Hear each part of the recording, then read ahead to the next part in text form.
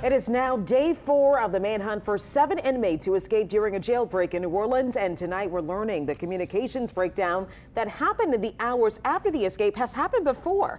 In fact, several city leaders sounded the alarm after the New Year's Day terror attack. And that is where we begin this evening. Thanks for joining us, everyone. I'm Cherise Gibson. And I'm Katie Moore. The sheriff's office found out about the jailbreak more than 8 hours after it happened. Took even longer for them to notify other law enforcement. And in a moment, we'll show you documents that reveal the same kind of delays were exposed in the past.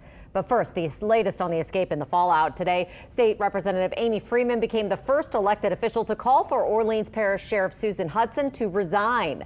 The Orleans Parish DA also said today that 2 of his prosecutors are in hiding in fear of their safety.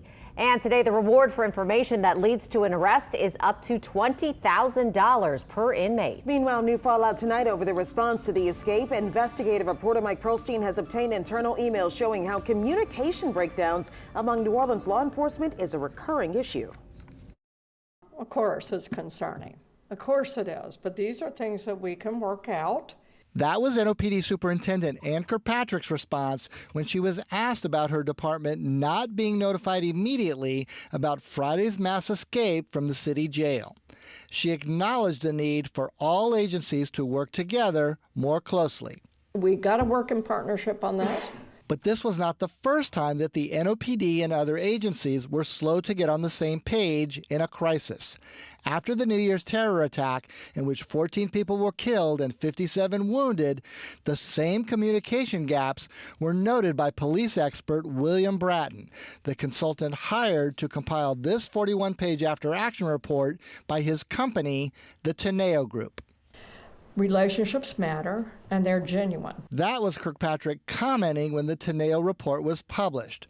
One of the report's recommendations was the creation of formal intelligence sharing among all law enforcement agencies, sometimes called a fusion center.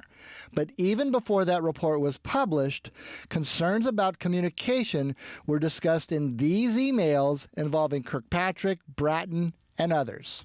Obtained by WWL Louisiana through a public records request, this January email from Teneo coordinator Courtney Adante to Bratton stated, quote, "It is our impression that the various agencies are operating in somewhat siloed fashion."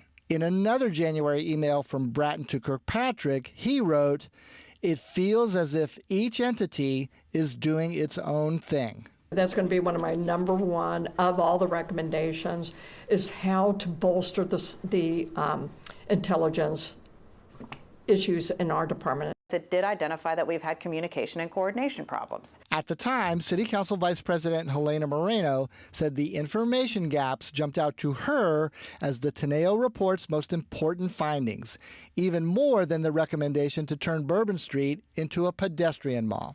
The information that was provided in the Teneo report about kind of the intelligence gaps that we're facing and how to potentially scale those up, I thought those were really critical details. The city and police department have yet to formally address how it's dealing with the recommendations from that report.